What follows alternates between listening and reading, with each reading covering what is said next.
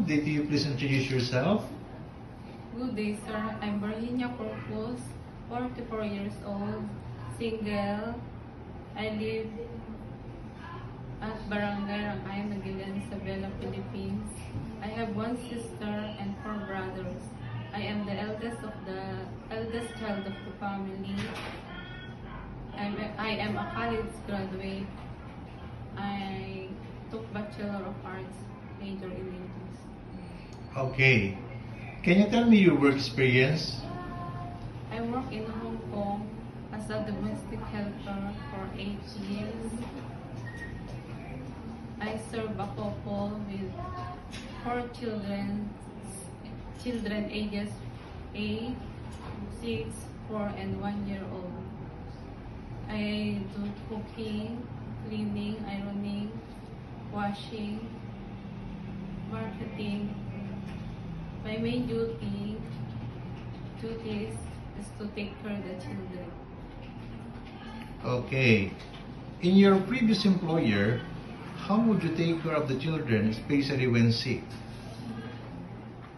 When one of the kids was sick, I always check her temperature and gave medicine if needed, and call my madam if needed to check up. Okay. How would you describe yourself?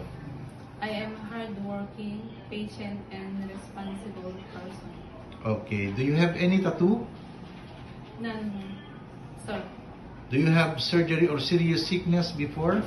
No, sir. Do you have an allergy to certain food? None, sir. Do you smoke and drink alcohol? No, sir. Why do you want to work abroad? I want to work abroad to save for business, to help my family, and to fill my bank account. Okay. If you get hired, who will take over your responsibilities at home? My mother. Okay. If you're homesick, what would you do? I will focus on my work, remind myself I need money. During holidays, I went to the church, mall, and going to the harbor. Okay. What time do you usually sleep and wake up when you were working? I usually wake up 6 a.m. in the morning and going to sleep 10 to 11 p.m. in the evening. Okay. Are you the one who do the cooking and marketing at home? Yes, I did marketing and did cooking. Okay. Sometimes kids are super active and they tend to be out of control. How would you control your temper? I should be calmer, patient with dealing with the kids. Okay. Do you accept no day off but to be paid instead by your employer? Yes, sir. When you visited the parents, relatives, and friends of your employer, will you help and do the housework there? Yes, sir. Can you promise not to lend money in Hong Kong?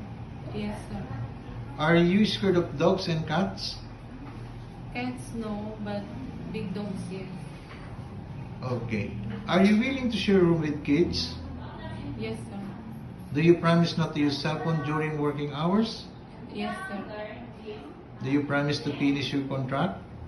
Yes, sir, and willing to extend if needed. Can you cook Chinese food? Yes, sir. Can you sing a nursery song? Yes, sir. Baby shark doo doo doo, baby shark doo doo doo doo, baby shark. Mommy shark doo doo doo doo, mommy shark doo doo doo doo, mommy shark. Daddy shark doo doo doo doo, daddy shark doo doo doo doo, daddy shark. Okay. What is your message to your future employer? Good day, sir, madam. I hope you will choose me as your helper. I am hardworking, patient, and responsible person. I promise to serve your family with all my best. Thank you.